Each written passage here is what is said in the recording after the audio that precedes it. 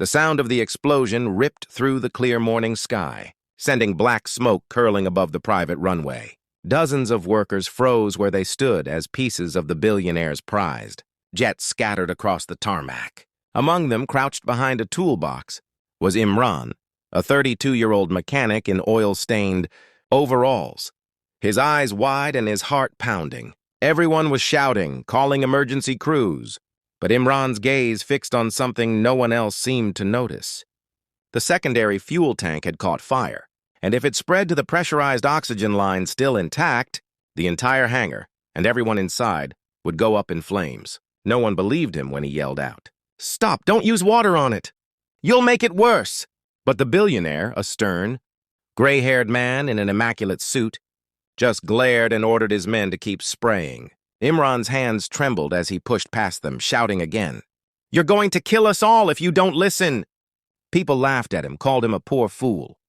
But then something unexpected happened. The billionaire's young daughter, barely 16, stepped between Imran and the security guards. Her face was pale, her eyes full of fear, but her voice carried authority. "Dad," she said, pointing to Imran, "look at his hands. They're shaking, but he's not leaving. Why would he risk his life if he didn't know?" The billionaire hesitated just long enough. Imran fell to his knees, pulling out a rag, some clamps, and a wrench from his pocket. He crawled under the wreckage, his ears ringing from the heat and chaos around him. He worked fast, cutting the fuel line, sealing it, and smothering the flames, with dry powder from a small extinguisher no one had bothered to use. Within minutes, the fire hissed and died out. When he finally emerged, covered in soot and sweat, the hangar was silent. The billionaire stood there, his jaw slack, watching the mechanic he'd just called a fool save his jet, his staff, and his own life. The daughter smiled through tears as she whispered, "You saved us." Imran looked up at the billionaire and said, simply, "Sometimes it's not about money. It's about knowing where to put your hands." The billionaire nodded, his eyes wet, and reached out his hand to shake Imran's.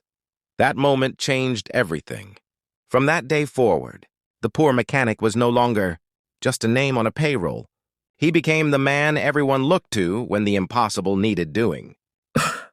Now the shorter, more emotionally charged version. The explosion shook the ground.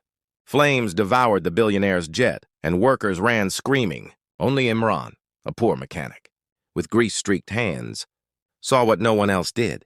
The oxygen lines about to ignite. He shouted for them to stop spraying water, but they mocked him. He pushed through anyway, heart racing, until the billionaire's daughter stopped her father and begged him to trust Imran.